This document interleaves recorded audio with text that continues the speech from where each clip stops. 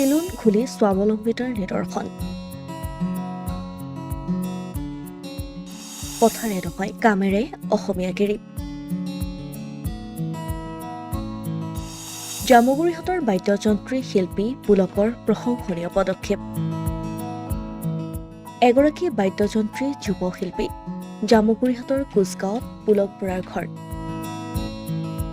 Guitar, keyboard, ঢুলুকি আদি বাদ্যযন্ত্ৰ বজোৱাত পাকৈত এইগৰাকী যুৱ বাদ্যযন্ত্ৰী। বহুকেইগৰাকী কণ্ঠশিল্পীৰ লগত অনুষ্ঠান পৰিৱেশন কৰাৰ লগতে ৰাস, ভাওনা আদিতো বাদ্যযন্ত্ৰ বজাই সকলোৰে বাবে এগৰাকী বাদ্যযন্ত্ৰী শিল্পী হিচাপে এখন চিনাকি মুখ হৈ পৰিছে কোচগাঁৱৰ পুলক বৰা। বাদ্যযন্ত্ৰ ব্যৱহাৰৰ উপৰিও হাতত কেঁচি লৈ চেলুন খুলি বৰ্তমান এইগৰাকী যুৱ শিল্পী হৈ পৰিছে আদৰ্শ। সৰুৰ পৰা কাটিছিলোঁ, চুলি কাটি থাকোঁ ইজনক সিজনক, ঘৰৰ ওচৰৰ ল'ৰাকেইটাও কাটি থাকোঁ। আমাৰ এইকণতে যিহেতু এটা ধুনীয়া চেণ্টাৰ এটা গঢ়ি তুলিছে, মই ভাবিছোঁ কি মোৰো এটা ইনকামৰ পথ হ'ব, আৰু সেইটো কাৰণে মই আগবাঢ়ি আহিলোঁ, চেলুন এখন খুলিলোঁ। আজিকালি সকলোৱে বুজি পায়। এটা সময় আছিলে যিটো সময়ত মানে এনেকুৱা হৈছিলে এইটো বৰ সৰু কাম, মানুহে মোক হাঁহিব নেকি, কিন্তু আজি সেইটোৰ পৰিৱেশ নাই।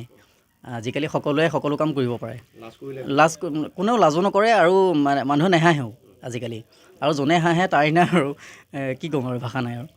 প্ৰায় সংখ্যক অসমীয়া যুৱকে ইচ্ছা নকৰা এই কৰ্ম কৰিবলৈ আগবাঢ়ি আহিছে পুলক। উদ্দেশ্য বহিৰাজ্যৰ লোকৰ হাতলৈ যোৱা অসমীয়াৰ বজাৰ থলুৱা লোকৰ হাতলৈ ঘূৰাই অনা।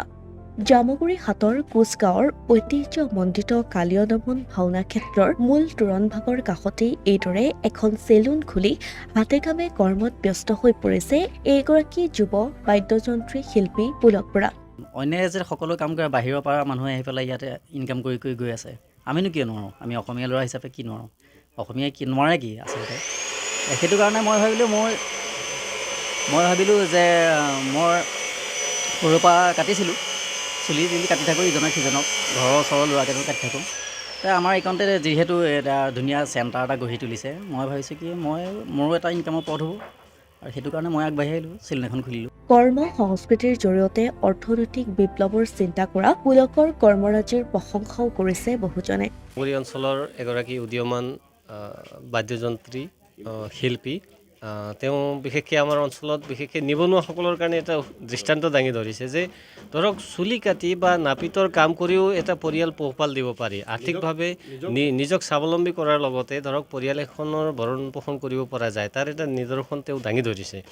কামৰ কোনো সৰু বৰ নাথাকে, ডিগনিটি অফ লেবাৰ বুলি কোৱা বস্তুটো আমাৰ অসমৰ মানুহে বিশেষকৈ যুৱ সমাজে এতিয়া চিনি পাইছে বা মূল্যবোধটো গম পাইছে।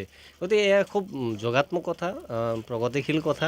এইদৰে এওঁৰ আদৰ্শ গ্ৰহণ কৰি অসমৰ বিভিন্ন ঠাইৰ যুৱক সমাজ ওলাই আহক, আমি নিজৰ ভৰিত নিজে থিয় দিব লাগিব, সেই তেতিয়া আমাৰ অসমে আচলতে আৰ্থিকভাৱে প্ৰগতিৰ বাট বুলিব। এইখিনি খুব প্ৰেৰণাদায়ী কথা। ধন্যবাদ, ভাল লাগিছে, খুব ভাল লাগিছে। এওঁক দেখি বাকী মানুহ ওলাই আহিব লাগে। মোৰ দাড়িও চাওকচোন, দাড়ি কাটিবলগীয়া হৈছে, চুলিও কাটিবলগীয়া হৈছে, সেইকাৰণে খুব দেখিলোঁ অসমীয়া থলুৱা এজনে দোকান খুলিছে, গতিকে এই চান্সতে ৰৈ ইয়াতে মই বোলো কাটি যাওঁ, ৰৈছোঁ সেয়া।